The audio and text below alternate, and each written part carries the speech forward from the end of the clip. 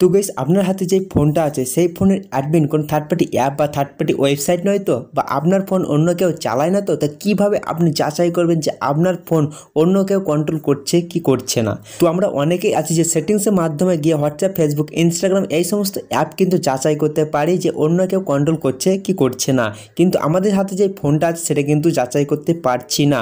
আমাদের ফোনের অ্যাডমিন যদি অন্য কেউ হয়ে যায় তাহলে বুঝতেই পারছেন পুরো কন্ট্রোল কিন্তু তার কাছে চলে যাবে, আমরা কিন্তু কোনোরকমভাবে আর কিছু করতে পারবো না।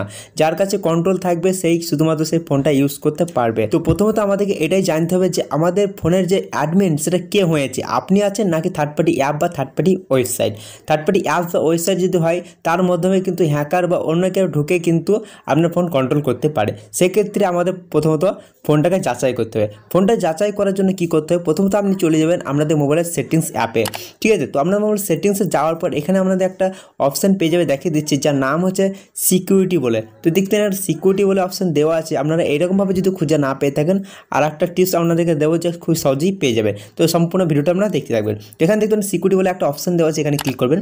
এখানে ক্লিক করার পর এরকম ইন্টারফেস আসবে, তারপরে একটু নিচে যাবেন। নিচে আসার পর এখানে একটা অপশান পেয়ে যাবেন ডিভাইস অ্যাডমিন অ্যাপস। তো দেখতে পাবেন ভালো করে লেখা আছে এবং নিচে ছোটো করে লেখা আছে নো অ্যাক্টিভ অ্যাপস, মানে এখন পর্যন্ত কোনো অ্যাপ কিন্তু অ্যাক্টিভ নেই, মানে অ্যাডমিন আমার নেই। এখানে কিন্তু সরাসরি বলা আছে।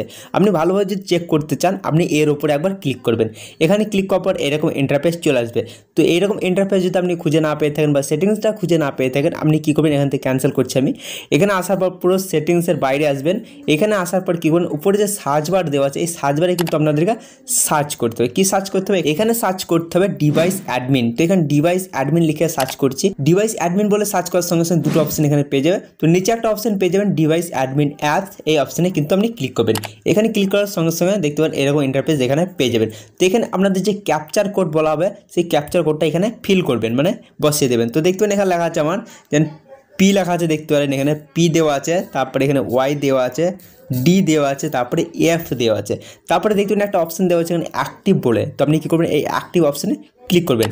এখানে ক্লিক করার সঙ্গে সঙ্গে এরকম ইন্টারফেস চলে আসবে। তো দেখতে পাবেন আমার কিন্তু উপরে একটা অ্যাপ দেওয়া আছে অলওয়েজ ভিজিবল মাউস, এটাই কিন্তু অ্যাপ, এবং নিচে যেটা দেওয়া আছে সেটা কিন্তু সেটিংস, ঠিক আছে। অ্যাপ ব্লক এবং ফাইন্ড মাই ডিভাইস, এটা সমস্ত মোবাইলে কিন্তু এই দুটো সেটিংস থাকে।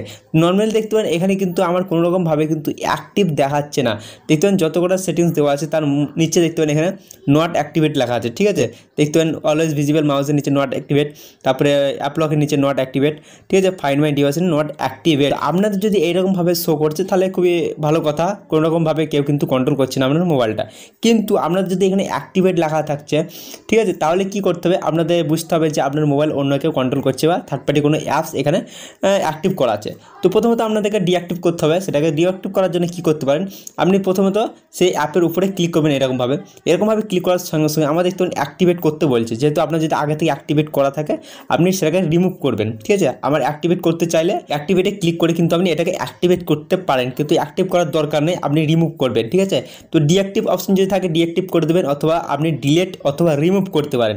আপনার যে তিনটি অপশন দেওয়া থাকবে বা তিনটি অপশনের মধ্যে একটা অপশন তো থাকবেই, ডিঅ্যাক্টিভ অথবা রিমুভ অথবা ডিলেট অ্যাপ, তিনটি অপশনের মধ্যে একটা অপশন থাকবে, আপনি সেটাকে ডিলেট, রিমুভ অথবা ডিঅ্যাক্টিভ করে দেবেন। তাহলে কিন্তু আপনি সুরক্ষিত হয়ে থাকতে পারবেন, মানে আপনার মোবাইলটা সুরক্ষিত হয়ে যাবে, ঠিক। এরকমভাবে কিন্তু আপনারা খুব সহজেই কিন্তু যাচাই করতে পারবেন। তাছাড়া দেখতে পারেন এখানে যেমন আমার দুটো আরও সেটিংস দেওয়া আছে, ঠিক আছে। তো এরকমভাবে আমার শো করছে, আপনাদের এরকমভাবে শো না করতে পারে, আপনাদের শুধু ফাইন্ড মাই ডিভাইস এই অপশানটা শুধু থাকতে পারে, ঠিক আছে। তো এই অপশানটা যদি থাকে তাহলে আরও ভালো কথা, কোনো রকম আর সমস্যার কথাই নেই, ঠিক আছে। নর্মালি তিনটে অপশান এরকম শো করছে, নট অ্যাক্টিভেট লেখা থাকলেই আপনার মোবাইলটা সুরক্ষিত আছে, আর অ্যাক্টিভেট লেখা থাকলেই আনসুরক্ষিত, মানে বুঝতে পারছেন। মানে সুরক্ষিত থাকার জন্য প্রথমত সেটাকে ডিঅ্যাক্টিভ অথবা রিমুভ অথবা ডিলেট করতে হবে। এইরকমভাবেই কিন্তু আপনারা খুব সহজেই আপনার ফোনটাকে যাচাই করতে পারবেন যে আপনার অন্য কোনো থার্ড পার্টি অ্যাপস বা থার্ড পার্টি ওয়েবসাইট আপনার মোবাইলে অ্যাডমিন হয়ে আছে কি না, ঠিক আছে। তো এই ভিডিওটা খুবই ইম্পর্ট্যান্ট ছিল, তো আপনাদের সমস্ত বন্ধুদেরকে শেয়ার করে দেবেন, এই ভিডিওটা দেখতে বলবেন, এবং ভিডিওটা আপনাদের যদি পছন্দ হয় বা ভালো লাগে, কাজে লাগে, অবশ্যই ভিডিওটা একটা লাইক করবেন। ভিডিওটা আপনাদের কেমন লেগেছে সেই সম্পর্কেও কিন্তু ভিডিওর নিচে কমেন্ট বক্সে আমাকে জানাবেন। আর চ্যানেল নতুন হয়ে থাকলে অবশ্যই চ্যানেলটাকে সাবস্ক্রাইব করে নোটিফিকেশান বেলটা অলে করে দেবেন, কারণ আমি যখনই ভিডিও আপলোড করবো সঙ্গে সঙ্গে আমার মোবাইল নোটিফিকেশান চলে যাবে। তো গাইস আজকে আমাদের আত্মরায় দেখার পর একটা কোনো ইন্টারেস্টিং ভিডিওর সঙ্গে তখন চলি, টাটা, বাই বাই।